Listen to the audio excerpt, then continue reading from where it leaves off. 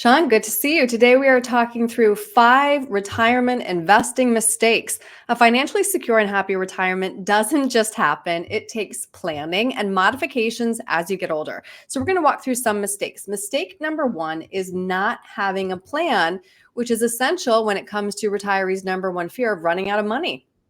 It's so true, Erin. You need to have a plan. So I do a lot of educational workshops, and one of the first questions I ask the audience is, "Who has a retirement plan?" And you see all these hands go up. I have a 401k, Sean. Right. That's not a plan. That's a piece of your puzzle, and it's a part of your plan and your path, but that is not the plan itself. It's really important to understand all the building blocks that we need to look at in retirement.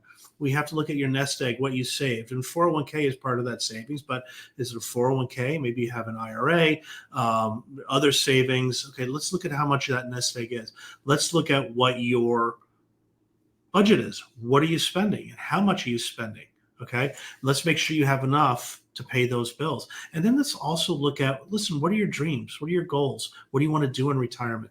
We spend so much time working and getting that paycheck and investing and paying the bills and taking care of the kids and doing everything. We forget about what it is we want to do in retirement. It's really important to think about that, identify what that is, and build that plan or that path to get there. 401k plan is a real misnomer. I agree, Sean. Mistake number 2, forgetting to account for inflation. We were lulled into complacency for decades. Back in the 80s, we had very high inflation. In the 90s and 2000s, inflation wasn't there. It was almost deflationary. Okay. Well, the most recent environment we've had the last few years, we've had inflation reminiscent of the 80s. It's been really high. As you can see on this picture, if you take, let's say, $100, back in 2017, you could have bought a lot more things with that $100. But come 2023, with inflation was as it was, you lost purchasing power, and now you can't buy as much. So it's really important to understand the effect inflation can have on your portfolio, and to make sure that you have some growth pieces in your nest egg and your savings to keep track and hopefully exceed inflation. Right. Mistake number 3, not working now to create tax-free income in retirement. And why is now the operative word? Now is the operative word because taxes are low.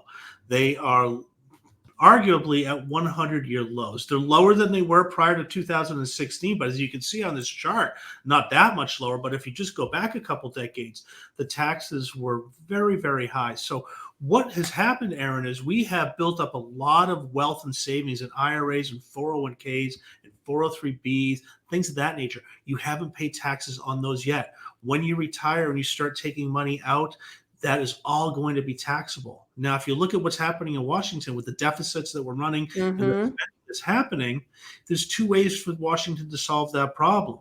Cut spending.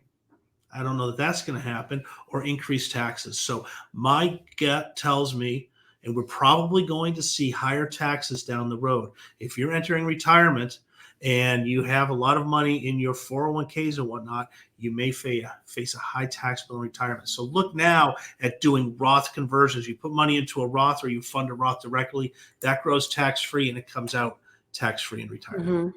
Mistake number 4, investing too conservatively, especially if you have a long time horizon. Exactly. Here's the thing. We're living a lot longer than we were just a few decades ago. So we're spending a lot of time in retirement. Traditionally, when we get into retirement, folks have put a lot of money into bonds and just get that interest. Though interest rates are good right now, they're probably going, or they may be coming down in the future.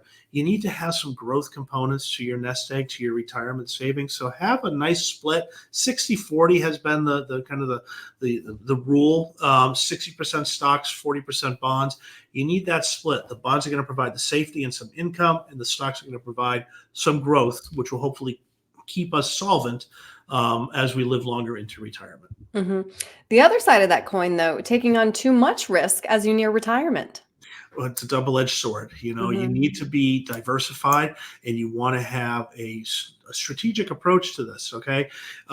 You don't want too much risk, because what happens if we have a big market decline and you're still taking money, and you're taking money out of your portfolio because you need it in retirement to pay those bills. If we have a big decline and you take more money out, you're exacerbating that decline in your assets. So you don't want to be too aggressive. You don't want to be too conservative. You need to sit down with an advisor, understand exactly what your goals are in retirement, what your assets look like, and what your budget is, how much you're spending. Together, you can put together a nice plan to strike that balance between conservative and aggressive, so that your money lasts for your lifetime. Right. Design that plan that is as unique as you are. Well said. Sean, if somebody would like to talk through and create a plan with you, what's the best way to reach you? Give us a call, please, 603-715-2335, or go to our website, which is daviswealthmgmt.com. You can find a lot of information there. You can also click on a button that says Connect with an Advisor, and you can put some time right on my calendar. All right. Sean, thank you very much. Thank you, Erin.